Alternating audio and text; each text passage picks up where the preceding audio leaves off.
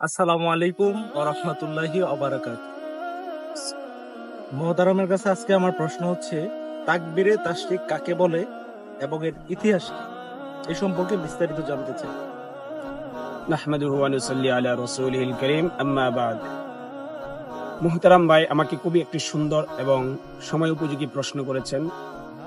তাকবীরে তাশরিক কাকে বলে? তাকবীরে তাশরিক বলা হয় ওই তাকবীরকে যা তাকবীরে তাশরিক অর্থাৎ আইয়ামে তাশরিক, 9 জিলহজ ফজর থেকে শুরু করে 13 জিলহজ আসর পর্যন্ত, অর্থাৎ 23 অক্ত যদি আমরা ঈদের নামাজকে ধরি তাহলে 24 অক্ত ফরজ নামাজের সালাম ফিরানোর সাথে সাথে ইমাম, মুক্তাদি, মুনফারিদ, মুসাফির, মুকিম, গ্রামবাসী, শহরবাসীর উপর উচ্চ সুরে আল্লাহু আকবার, আল্লাহু আকবার, লা ইলাহা ইল্লাল্লাহু, আল্লাহু আকবার, আল্লাহু আকবার, ওয়ালিল্লাহিল হামদ, এটা বলা ওয়াজিব।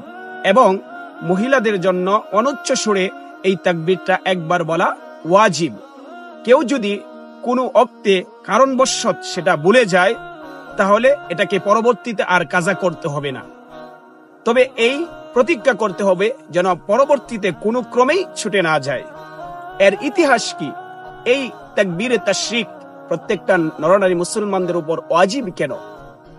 এই তাকবীরে তাশরিকের ইতিহাস হচ্ছে আল্লাহ তাআলার প্রিয় 3 সম্মানিত ও নৈকট্যপ্রাপ্ত নবী, রাসূল এবং ফেরেশতার মুখের বাণী। হযরতে ইব্রাহিম আলাইহিস সালাতু ওয়াস সালাম যখন তার প্রিয় পুত্র হযরতে ইসমাঈল আলাইহিস সালাতু ওয়াস সালামকে ধারালো তলোয়ার দ্বারা যখন তার গলার উপর চালানো শুরু করলেন, আল্লাহ রাব্বুল আলামিনের প্রিয় ফেরেশতা হযরতে জিবরাইল আলাইহিস সালাতু ওয়াস সালাম জান্নাতি দুম বানিয়ে তার সামনে উপস্থিত হয়ে এই দৃশ্য যখন তিনি দেখলেন, তখন তিনি এই দৃশ্য দেখে সাথে সাথে বলে উঠলেন আল্লাহু আকবার, আল্লাহু আকবার।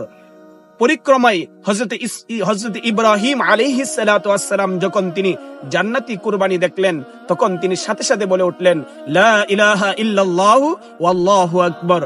হযরতে ইসমাঈল আলাইহিস সালাতু ওয়াস সালাম যখন এই ঘটনাটা উপলব্ধি করলেন, তখন তিনি সাথে সাথে বলে উঠলেন আল্লাহু আকবার, ওয়ালিল্লাহিল হামদ। অর্থাৎ এর মাধ্যমে আমাদেরকে কি শিক্ষা দেওয়া হচ্ছে? এর মাধ্যমে আমাদেরকে শিক্ষা দেওয়া হচ্ছে আপনি আপদে বিপদে সুখে দুঃখে সর্ব অবস্থায় আল্লাহ রাব্বুল আলামিনের বরত্ব প্রকাশ করা এবং নিজের সব কিছু আল্লাহ রাব্বুল আলামিনের কাছে সুপে দেওয়া। আর কুরবানির মূল কথা হচ্ছে এটাই যে সবকিছু আল্লাহর জন্য বিলীন করে দেওয়া। এজন্য তো আল্লাহ রাব্বুল আলামিন বলেন কুল ইন্না সালাতি ওয়া নুসুকি ওয়া মাহইয়ায়া ওয়া মামাতি লিল্লাহি রাব্বিল আলামিন। আমার নামাজ, আমার কুরবানি, আমার জীবন, আমার মরণ সব কিছু আল্লাহ তাআলার জন্য।